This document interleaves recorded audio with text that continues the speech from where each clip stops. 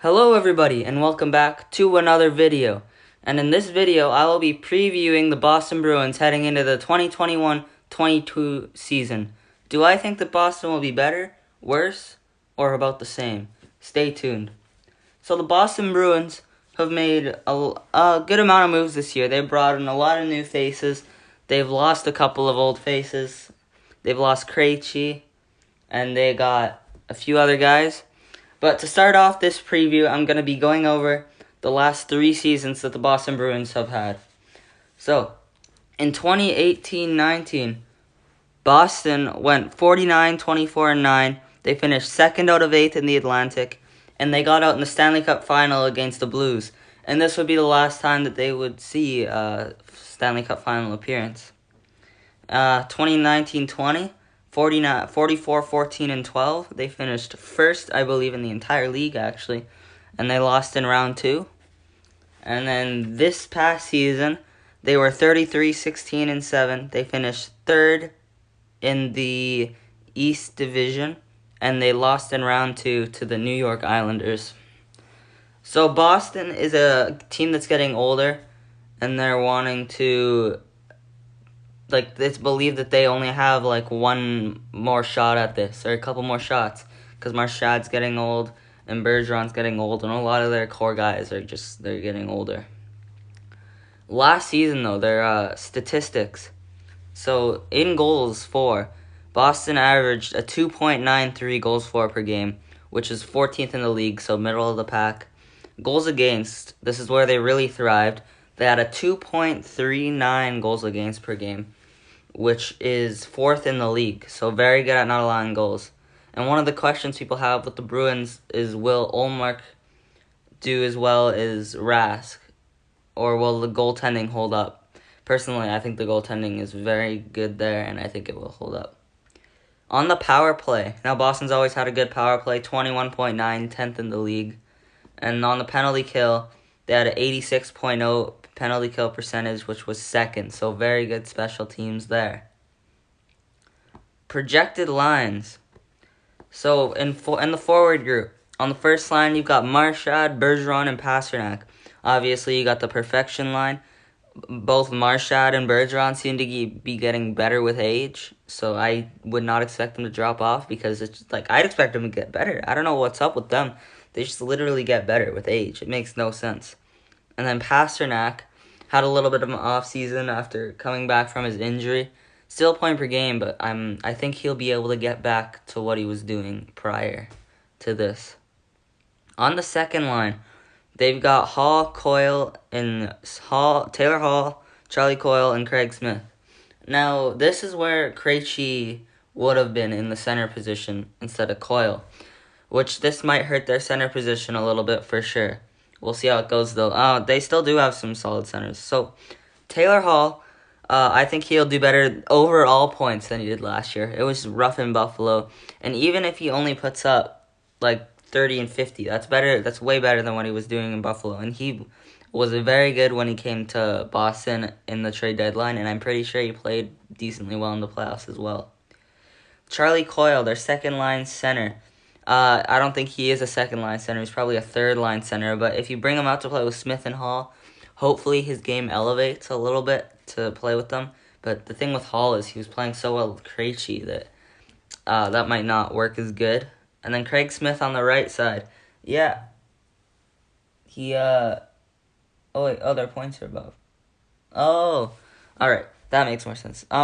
Chris Smith. He's a solid second line right wing. So this could be a solid second line for sure. Third line, you got Eric Holla, Nosek, and Nick Foligno. So in my opinion, this is a very good third line. And a very good third line. Holla is I don't have much to say about this line. It's just a good third line. And then DeBrusk, Lazar, and Wagner is your fourth line. I could see Frederick getting another shot down the fourth line for sure. DeBrusk, you're obviously hoping for a bounce back. I still think it's in him. To get good points, but I think he needs a scene change. I don't think he'll do that in Boston, which kind of sucks because I like DeBrusk.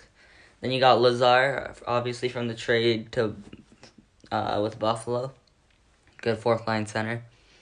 And then you've got Wagner. Don't know much about him. All right, on the defensive side, you've got Grizzlick and McAvoy as your first pairing D. I think that's a good first pairing. On your second pairing, you got Riley and Carlo. I liked what Riley has done last season. I liked what he did in Boston. And Carlo, don't know much about him. He's probably solid defensively, assuming he's there on the second pairing. But I like Riley, so I'm going to go ahead and say that this is a good second pairing. And on the third pairing, they've got Forbert and Connor Clifton. So Forbert, I'm pretty sure he's the guy Boston overpaid for this offseason. But he's a good third pairing defenseman, and same with Clifton. So this is a solid defensive core, in my opinion. But if someone gets injured, it could look rough. In net, obviously, you trade in Rask and you get Ullmark. Ullmark last season put up a .917 save percentage in 20 games. In Buffalo, let me tell you, the worst team in the league. He played very well, especially considering he's on Buffalo. He's 28, so he's still in his prime, and I think he'll be a very good starter for the Boston Bruins this upcoming season. And then in the backup position, I call him more 1B maybe. You got Swayman. He's only 22. Last season, in 10 games, he put up a .945 save percentage. Now you can't keep that up. You just can't over a whole season. There's no way. So that's definitely going to drop, but I still think he'll put up very good numbers. I think this is a very good goalie tandem. And then last but not least on the scratches list, I'm going off cap friendly, so I didn't write these myself. On the scratches list, you got Kuhlman, Frederick, and Zaboral. So I know Zaboral, I'm pretty sure they drafted him in 2015. Frederick, he's the guy I said could go on the fourth line, and I don't really know who Kuhlman is. Yeah. So that's the Boston Bruin preview. Boston this season, they have a very good forward group, maybe a little hole in that second line center position. So if someone gets hurt in center, like if Bergeron gets hurt, that's not going to be good. And then defense, I think they have an okay defense, a solid defense, and good goaltending. They are definitely a team that could come out and win the cup this season. This might be their last hurrah, maybe, depending on how Bergeron and Marchand do. I think Marchand will be fine. It's more Bergeron. He's 36 now. That's getting up there for a hockey player. Yeah, my prediction for them this season, off the top of my head, because I didn't plan this out, because I'm not doing my season prediction video yet. They're gonna be in the Atlantic. I'm gonna say they finish second in the Atlantic, because I feel like Tampa Bay will go like third or something. But I think Boston will go second, and then Florida first probably would be my guess. I really like Florida. Yeah, so Boston second, that's my prediction. And if you've made it this far in the video, thank you. That's all I have to say. Thank you. And I will see you in the next one, which will be posted tomorrow. Should be a Buffalo Sabres season preview. Excited to do that one. See you guys.